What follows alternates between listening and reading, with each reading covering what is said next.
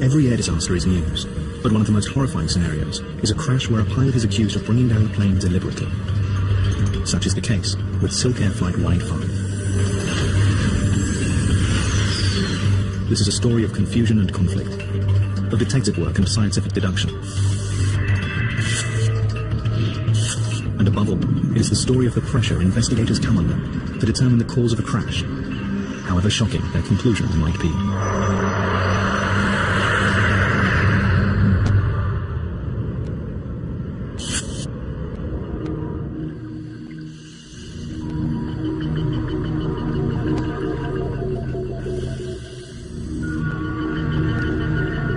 In the early days of 1998, a voice recorder is recovered from the mud of the Meteor River in Indonesia. Crash investigators hope it contains a record of one of the most controversial disasters in aviation history.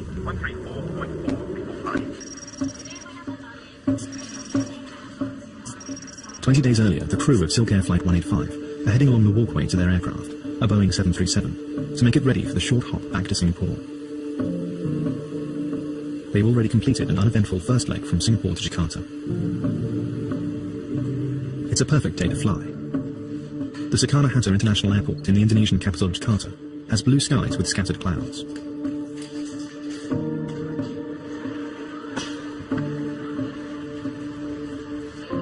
"97 passengers are joining Flight 185 for the 1-hour 40-minute journey to Singapore. They come from 14 different countries, the oldest passenger 77, the youngest 2. They're heading to Singapore during this holiday travel season. The voice recorder reveals that everything is completely routine in the cockpit. 4.7 unit check. 00, 4.7, checked. Takeoff briefing. Complete. And it's complete to the line.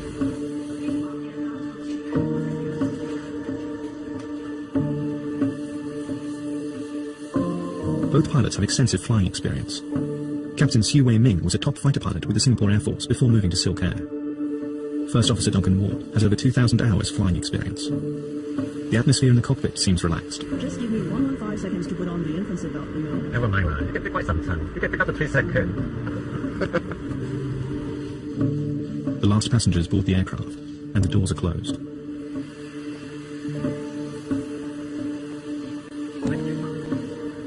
Captain Siu and Duncan Ward carry on with normal cockpit conversation as the aircraft makes its way to the main runway. Line up and wait, SilkAir 185. They are also talking to the control tower to obtain clearance for takeoff. Airborne right turn, Papa Lima Bravo. Cleared for takeoff, SilkAir 185. That clearance comes at 3:37, and shortly after that, Flight 185 is airborne. Jakarta Air Traffic Control assigns the 737 a cruise altitude of 35,000 feet. And as the aircraft passes through 19,000 feet, Captain Siu starts the familiar welcome routine. Good afternoon, ladies and gentlemen. This is your captain. My name is Siu Wei Ming. On the flight deck this afternoon with me is First Officer Duncan Ward. The seatbelt sign is now off. Feel free to move around the cabin. However, while seated, for your own safety, hang your seatbelt fastened.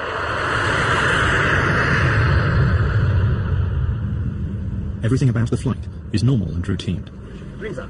I'll wait. Passengers and the flight crew are offered a light meal and drinks. Just a couple. Some water, you want? Fine, thanks. 28 minutes into the flight.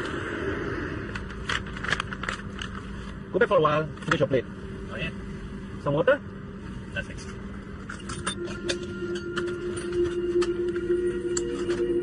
This is the last conversation, recorded on the cockpit voice recorder of Flight 185. But an exchange between the control tower and Duncan Ward is recorded in Jakarta some 5 minutes after that final conversation between Captain and First Officer. It's not known whether Captain Siu has returned to the flight deck at this stage, but Duncan Ward responds to the call, giving no indication of any problem on board. 185, roger. 134.4 before party. Just over a minute later, Indonesian radar shows the plane beginning a rapid descent.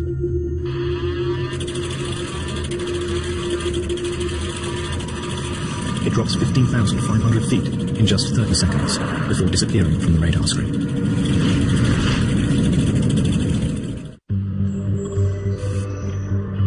Planes are designed not to crash, and yet they do. And some of the world's top aviation minds are employed to find out precisely why. The air crash investigators. As an investigator, you hope that you can bring some positive to light out of a very tragic circumstance. My goal has always been, I want to enhance aviation safety. On December 19, 1997, SilkAir Flight 185 disappears from the radar screen while on a routine flight from Jakarta to Singapore. There's no emergency call from the crew. I was working, and then the plane came from that side. It made a sound like rah, and then it made a U-turn to that side and crashed into the river with a big boom and a water splash. The village of Sukamaju sits on the bank of the Musi River near Palembang in Indonesia. This peaceful setting is shattered when Flight 185 smashes into the river just hundreds of yards from this small community. The villagers immediately launch their boats, but find only small pieces of debris and personal items. There is no trace of the 104 people aboard the aircraft. Very soon, investigators and relatives of passengers arrive at the remote crash site. It's clear to all that no one could have survived the devastating crash. It's time for the air crash investigators to begin their painstaking work. In the beginning, I saw nothing. It was completely underwater, and you have to know that after that we found out that the aircraft was completely destroyed. Completely destroyed. Professor Duran heads up the Indonesian Investigating Authority, now known as the National Transportation Safety Committee. He's joined by a team of experts from America's National Transportation Safety Board. The NTSB had a lot of background in 737 investigations, especially in the recent past, because of a multiple of accidents that occurred with the 737 aircraft. It's a formidable team of investigators, facing a formidable challenge. This was a very unique accident. I'd seen high-speed destruction of aircraft that had struck the ground, but there were large pieces of that aircraft left. In this particular instance, because of the speed that the airplane impacted the water, it was total devastation, total destruction of that aircraft. The first impulse is just to cry after I've seen the wreckage. There was no big parts. The biggest parts is about 40 by 40 centimeters. Recovering the wreckage is an impossible task for divers alone. Huge dredgers are brought in to scoop up tons of mud from the riverbed, where thousands of aircraft fragments are embedded.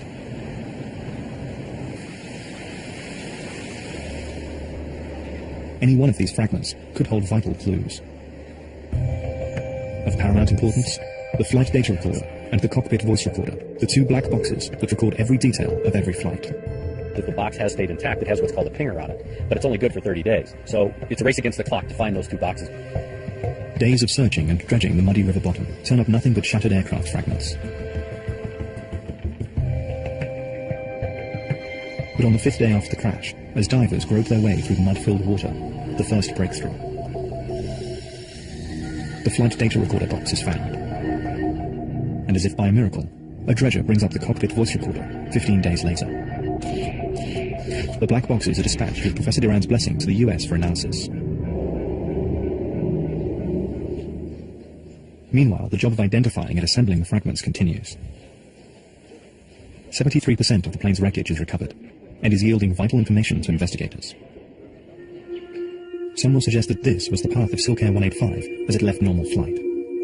In the space of just 4 seconds, it flips onto its back. Inverted, it cannot maintain altitude, and begins its plunge, corkscrewing towards the ground. As the plane approaches the speed of sound, fragments of the tail and wings are torn off. The whole incident is over in about a minute. The investigators are also interested in the 737's tail and rudder system. In particular, the component at the heart of the rudder assembly.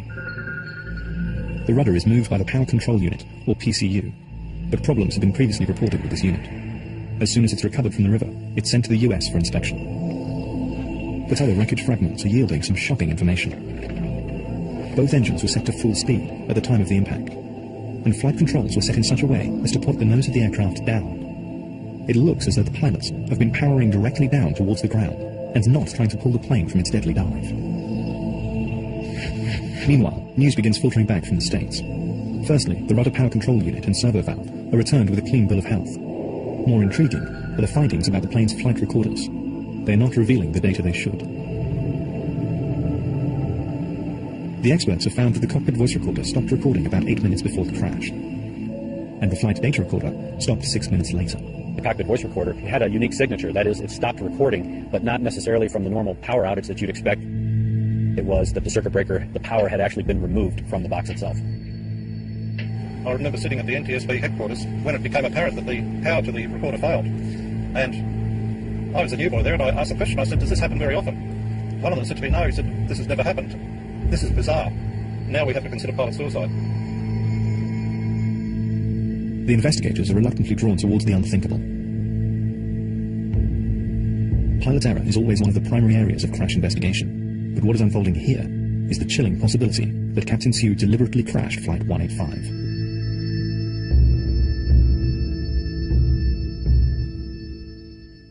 Sue had been a fighter pilot with the Singapore Air Force for 16 years before joining SilkAir. He was considered a top gun in the Air Force, eventually joining the Black Knights, the Air Force's aerobatic display team.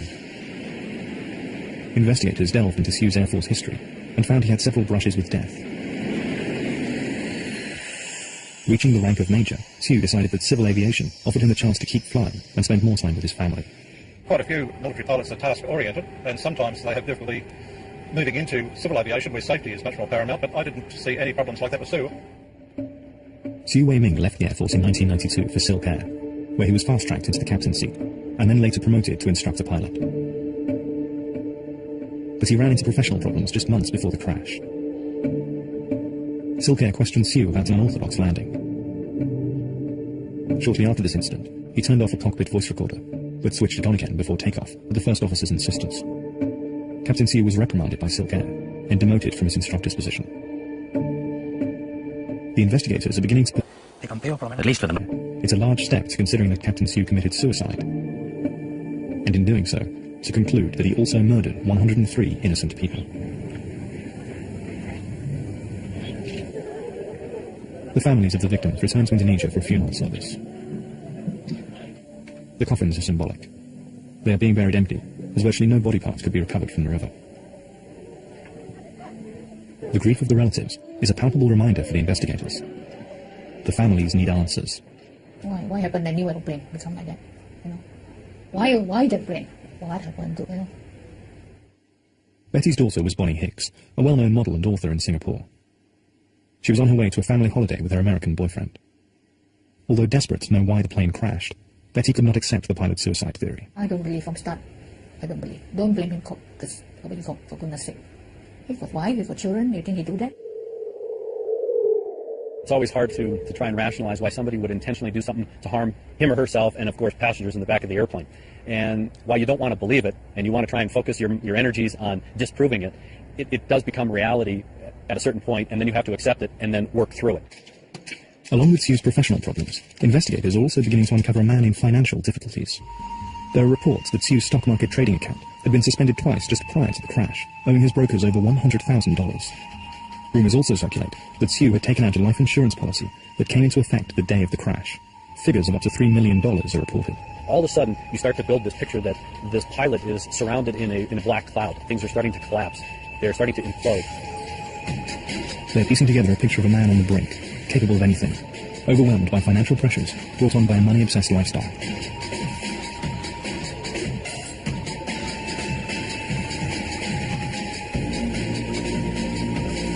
As the circumstantial evidence mounts, the suicide theory starts to spread through the media, putting more pressure on the Indonesian lead investigator. The allegations were very loud, you know, from the press and the people, and especially from the next of kin. If the theory that Captain Sue brought down the plane deliberately is correct, it's likely he'd asked the first officer to leave the flight deck, or otherwise disabled him. Peter Macmillan says this would have been necessary, as Sue would need all of his force to put the 737 into its deadly dive. Okay, we're cruising at 35,000 feet. To achieve this trajectory, we disconnect the auto throttle, which will bring up a warning here. Then we disconnect the autopilot, which will bring up another warning up here. Roll the aeroplane to the right, all the way over, into it, nose down, that's 20 degrees nose down. The aircraft's now almost inverted, and pull forward stick is steering, and the stabiliser trim is wound full forward. And you can see the pressure that I've got to hold on here. If I let it go across the propeller, the instantaneous vertical speed is almost off the flap. You can see the altitude unwinding. Now let's try to phrase just like that's a whiplash. But there is no direct evidence for this sequence of events. 3 years after the crash, Indonesia's National Transportation Safety Committee, the NTSC, finally issues its report. It contains nothing concrete for the families. No cause can be found for the crash. I came in front of them, I asked them to come, and I say, forgive me, I cannot find the real truth. I couldn't find it. I did my best. This inconclusive report is a shock to the American team. At their final meeting with their Indonesian colleagues, there seemed to be agreement on a single conclusion to the report: pilot suicide. When I read that report, I felt deflated. because we had put so much energy into developing all of this information painstakingly. Look at little parts, pieces of wire that are only this big, thousands and thousands of these little pieces, looking at all of this stuff over a long period of time, months and months and months, only to have this report come back and say, we don't know what caused this accident. As an accident investigator, I can't accept that. As an engineer, I would like to have a one-to-one connection, cause and effect. I didn't see the cause and the effect. I see only an effect. The aircraft went down. I don't know what the cause is. And I cannot prove that the cause of the accident going down, the aircraft going down, wasn't suicide. It would be also a mechanical failure. We did have a reason for it. We did identify that reason, and it was an intentional act, not a physical problem with the airplane, and it wasn't an unknown. We did have a known. In an unprecedented one-page spat, the NTSB and the NTSC comments and counter-comments are published and incorporated into the final report. Instead of clarifying the crash, this report simply brings further confusion to the families of the victims. And for them, they can't understand. You've done all this, you've spent all this money, you got all this expertise, and you can't figure out what happened? They can't close. They can't justify in their own mind why their loved one was killed. So many professors come down, already tell you, we don't know what happened. All the experts already say, cannot answer. How do I answer? With the investigation ending after 3 years, doors are closing for the families of the victims. The only theory they have? Pilot suicide. But across the Pacific in Los Angeles, a lawyer experienced in air disaster cases is skeptical. For him, pilot suicide makes no sense. Dead men can't defend themselves. There was nothing left. There was nobody to talk about what happened in that cockpit. If Captain Sue did not bring down the plane, then it has to have been a mechanical fault, he argues. And so he begins his own investigation. It was the world's first passenger jet, the ultimate in British engineering and luxury. So when two Japanese comets crashed in quick succession, killing everyone on board, Britain's supremacy in commercial aviation crashed with them. How could it happen? Now National Geographic Channel investigates the tragedy that stunned the nation. Seconds from disaster, comet air crash. Friday at 9:30, National Geographic Channel. One man's pilgrimage, 10,000 miles through water regions, hostile situations, harsh terrain. Walk where the biblical characters once walked, to experience their stories where they first began. Witness the Bible's teachings brought to life, Reading the Bible, soon on National Geographic Channel.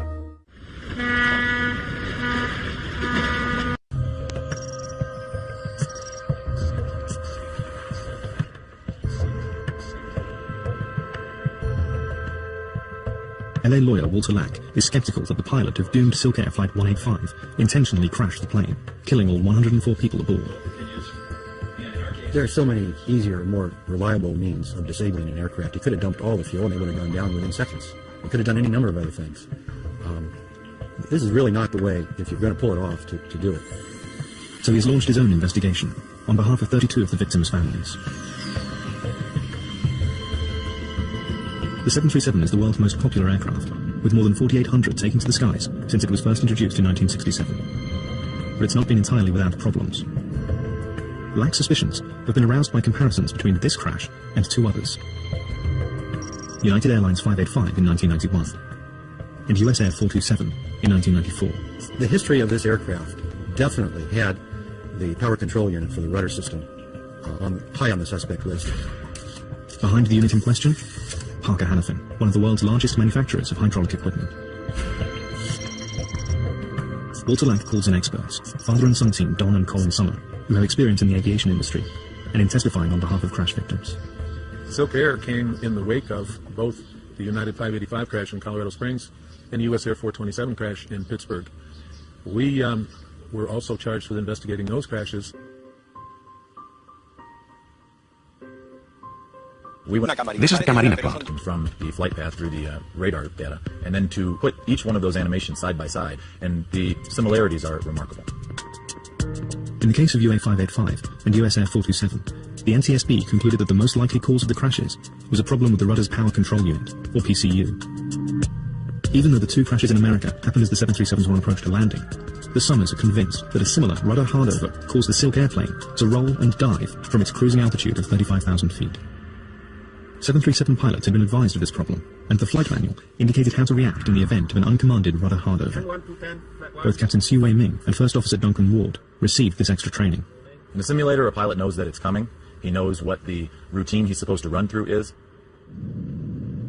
When the pilot is in cruise flight, as in SilkAir 185, he is not expecting this type of action. He's not expecting the aircraft to roll over, and now he's in a position where he's hanging by his seatbelt. He's trying to figure out what happened, and the fact is that in the 737 there is no warning. There is no indication as to where the rudder panel is, and there is no light, no sound, no hint to the pilot that something has gone wrong with the rudder.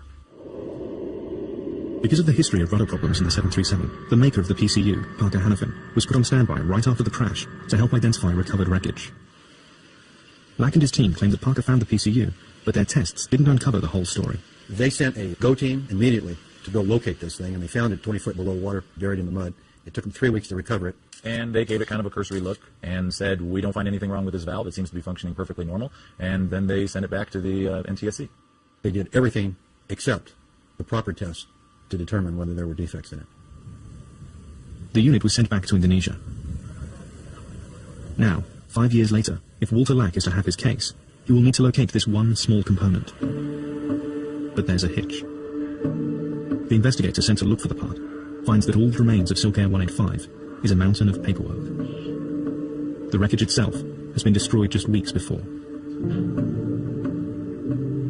But fate is to take a hand. We learned about a safe in the office of the NTSC.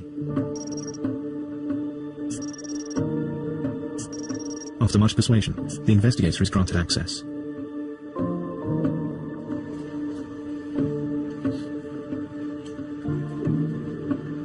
And indeed, lying in the safe is a single remnant of the SilkAir crash. And not just any remnant. It was the actual servo valve that's been the focus of our attention. Finding the power control unit is a remarkable breakthrough, the one piece from all the many thousands that the investigators needed. A unit the size of a soft drink can, the only part still in existence from the SilkAir 737. This is a dual concentric servo valve, as manufactured by Parker Hannafin. And inside the valve are two servo slides. The interior slide is known as the primary slide, and that primary slide has tiny little lands on it, and in those lands, hydraulic fluid is ported.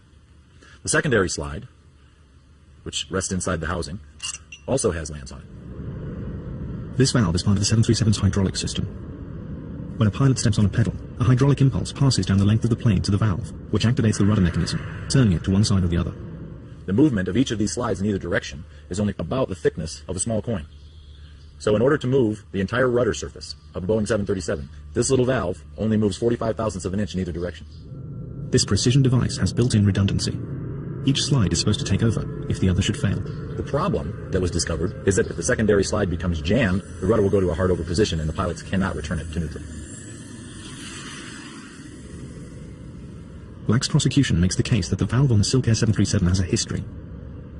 They find paperwork showing the valve failed a test after it was manufactured.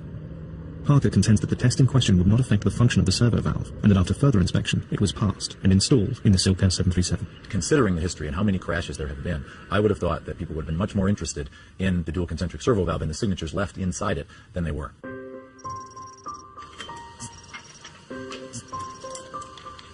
Now that the PCU has been retrieved, it's sent to a specialist lab in Florida for more testing. The unit is examined using a scanning electron microscope, a device that enables higher magnification, larger depth of focus, and greater resolution than a conventional light microscope.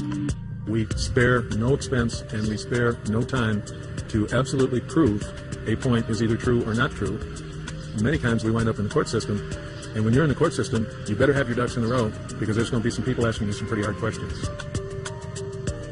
This component is virtually hand-finished, in order to make it as smooth as possible when the part was shipped to Boeing. But the prosecution claims these metal burrs or shavings were left over from the manufacturing process. These microscopic flecks seem insignificant. But according to Walter Lack's expert Colin Summer, the fate of an entire 56-ton aircraft may depend on these tiny shavings of metal. But this marked the start of the captive breeding project. Tight tolerances and such a snug fit between all these components is that they are very, very intolerant of any kind of impurity that is running through the system. Any kind of a metal chip, any kind of a burr, any kind of an imperfection during manufacture causes a huge effect on tolerances of these sizes.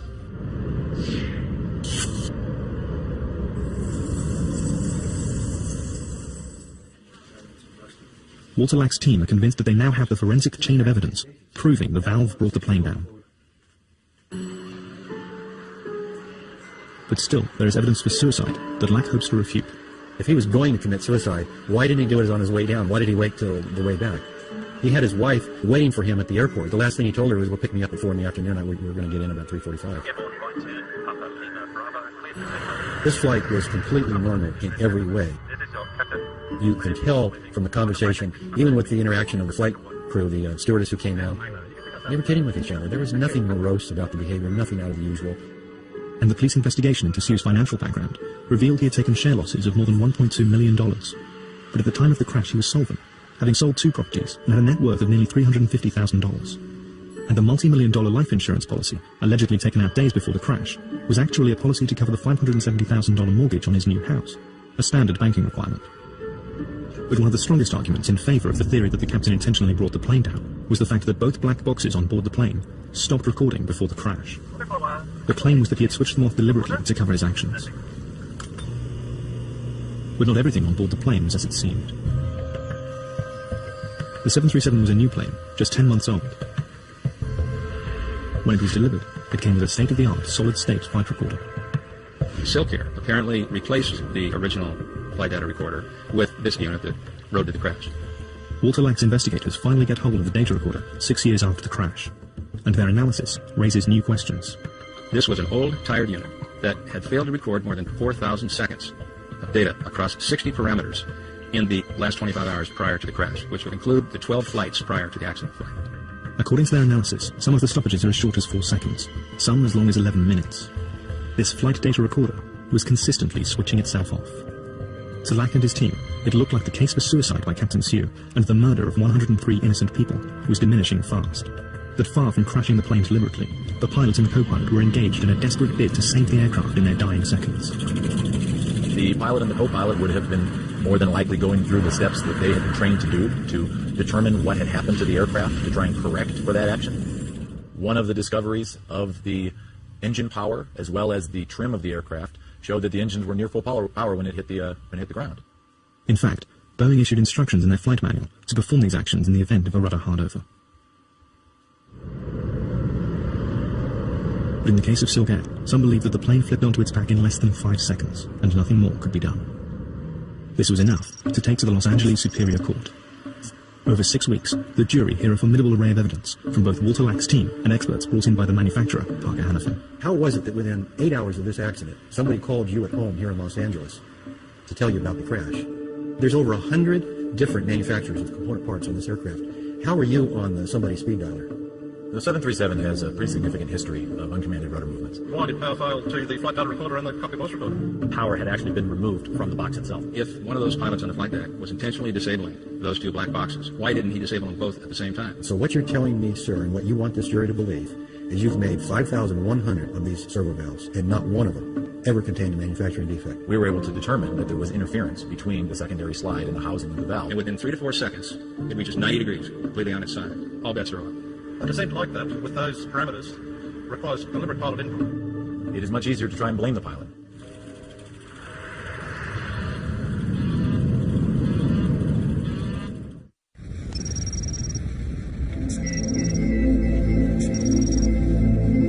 Every year, family members and friends of those who died in the SilkAir crash of 1997 return to the crash site near Palembang in Indonesia. The families have formed a bond with the people of Sukamaju, who were witnesses to the tragedy. It's another station in their annual pilgrimage. And they always bring gifts. I know the village of people are very poor, so I just want to bring something for them. The poor kids, they're nothing. You know, why can't you bring something for them, make them happy? And the moment I feel good, they're happy. The body I need to do that also. It's a part of coming to terms with what has happened. Letting some good come from the tragedy. After 4 days, the jury in the case brought in LA on behalf of 3 families returns to the courtroom. We, the jury, in the above entitled action, find the following special verdict on the following questions submitted to us. Did the servo valve contain a manufacturing defect when it left Parker Hannifin's possession? Answer, yes. There were 187 questions that had to be answered, and every one was yes in favor of the plaintiffs and against Parker Hannifin. That type of total victory is unheard of, even in these other cases where large amounts are awarded. The jury awards the 3 families nearly $44 million in damages. Was it a large amount of money? Unquestionably, yes, it was. Was it fair compensation for the evidence we put on? It was 100% justice. It's the kind of case they built the courthouse for. After threatening to appeal, Parker Hannifin makes a call. Although the company denies any liability for the crash, it agrees to settle with all 91 families involved. This will cost them an undisclosed amount. Nevertheless, some experts remain convinced that Captain Sue deliberately crashed the plane in a spectacular suicide. the evidence, the facts, conditions, and circumstances support that that airplane was physically capable of being flown by the pilot. I firmly believe that it was an intentional act and not a physical problem with the airplane. The fact is that we will never know exactly what happened in the cockpit in the last minutes of SilkAir Flight 185.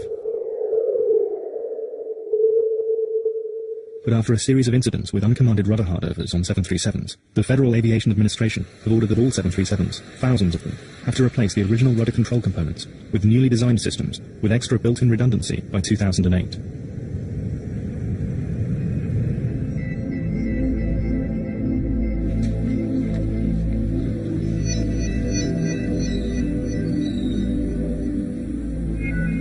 The day after the families have been to the village, they go to the memorial that has been erected to the dead of SilkAir Flight 185.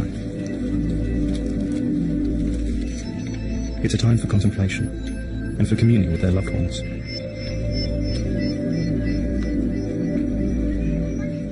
When I see the Bonnie, ask her to give me help. Ask Randy take care of Bonnie, Bonnie take care of Randy. They are in another world. I still live there. For Betty, the settlement payments are of little interest. I never feel better. I'm so lonely, right? Nothing to hope, nothing to look forward. My life anymore. Even you give me 10 million, 20 million, so what? I'm alone. What consolation there is lies beyond the answers and the justice. It's making some small good. Every air disaster is news, but one of the most horrifying scenarios is a crash where a pilot is accused of bringing down a plane deliberately. Such is the case with SilkAir Flight 185. This is a story of confusion and conflict, of detective work and scientific deduction. And above all, it is the story of the pressure investigators come under to determine the cause of a crash, however shocking their conclusions might be.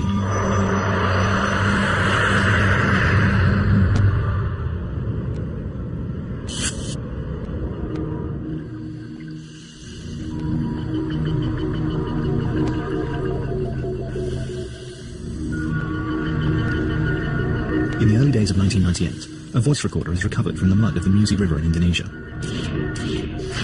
Crash investigators hope it contains a record of one of the most controversial disasters in aviation. That clearance comes at 3:37, and shortly after that, Flight 185 is airborne. Jakarta Air Traffic Control assigns the 737 a cruise altitude of 35,000 feet, and as the aircraft passes through 19,000 feet, Captain Siu starts the familiar welcome routine. Good afternoon, ladies and gentlemen. This is your captain. My name is Su Wei-ming. On the flight deck this afternoon with me is First Officer Duncan Watt. The seatbelt sign is now off. Feel free to move around the cabin. However, while seated, for your own safety, hang your seatbelt fastened.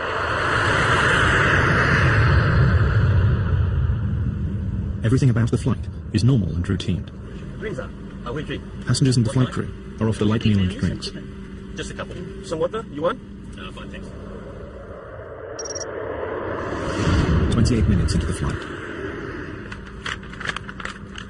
Go back for a while. Finish your plate. Oh, yeah. Some water? No, thanks. Asian history.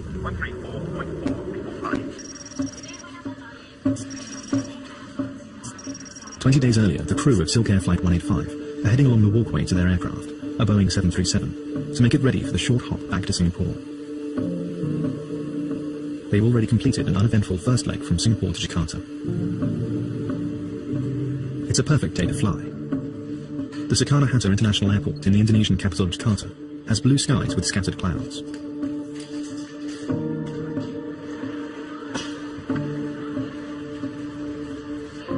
"97 passengers are joining Flight 185 for the 1-hour 40-minute journey to Singapore. They come from 14 different countries, the oldest passenger 77, the youngest 2. They're heading to Singapore during this holiday travel season. The voice recorder reveals that everything is completely routine in the cockpit. 4.7 unit check. 4.7 checked. Takeoff briefing complete. And it's complete to the line.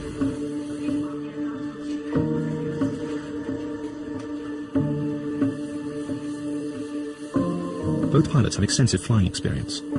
Captain Siu Wei-ming was a top fighter pilot with the Singapore Air Force before moving to SilkAir. First Officer Duncan Ward has over 2,000 hours flying experience. The atmosphere in the cockpit seems relaxed. Just give me 115 seconds to put on the infancy belt, you know. Never mind, you can take quite some time. You can pick up the 3 seconds. last passengers board the aircraft, and the doors are closed.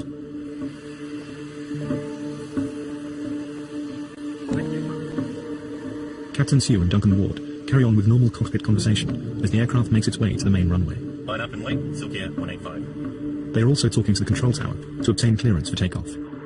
Airborne right turn, Papa Lima Bravo. This is the last conversation, recorded on the cockpit voice recorder of Flight 185. But an exchange between the control tower and Duncan Ward is recorded in Jakarta some 5 minutes after that final conversation between Captain and First Officer. It's not known whether Captain Sue has returned to the flight deck at this stage, but Duncan Ward responds to the call, giving no indication of any problem on board. 185, roger. 134.4 before party. Just over a minute later, Indonesian radar shows the plane beginning a rapid descent.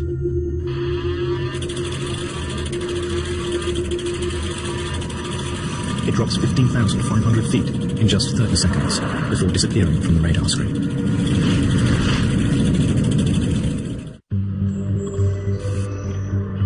Planes are designed not to crash, and yet they do.